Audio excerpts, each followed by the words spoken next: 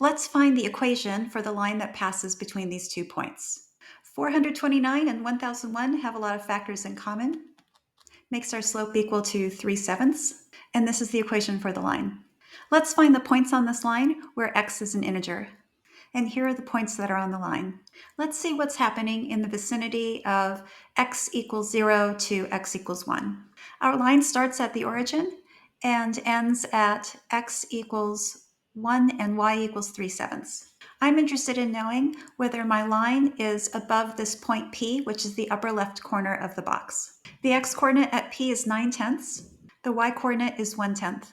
At x equals 9/10, the y-coordinate of the line is 27/70. This is above the y-coordinate of our point P, so they don't intersect. Let's see what's happening with the line between x equals 1 and x equals 2.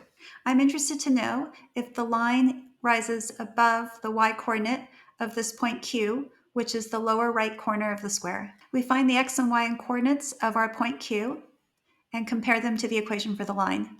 And it turns out that Q is actually on the line, giving us an intersection with this square. Let's see what's going on between x equals 2 and x equals 3. Let's compare the position of the line with this point R, the upper left corner of our square. Here are the x and y coordinates of point R, and here's the y coordinate of the line at x equals 29/10. Our line is above the R coordinate, so they don't intersect. Let's see what's going on between x equals 3 and x equals 4. We observe between x equals 3 and x equals 4 that there is some symmetry here.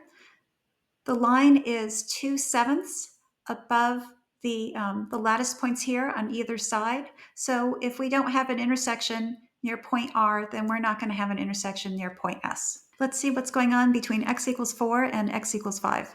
At x equals 5, where y is 2 and 1/7, that is 1/7 above the lattice point here. This looks a lot like our earlier case over here at point Q, where we had the line intersect at 6/7, which was where the y-coordinate of this line is 1/7 below the lattice point. So we have a symmetric situation here. And so I believe T is going to be on this line. Let's confirm. And sure enough, T is on the line, so we add one more square. Let's see what's going on between x equals 5 and x equals 6. U is pretty far above y equals 4/7. And this is actually similar to our earlier case. Over here at x equals 1, the y-coordinate of the line was 3/7, which is 3/7 above the lattice point. Same as what we have down here, 4/7 is 3/7 below the lattice point. So we have a symmetric situation again. So there is no intersection at x equals 6.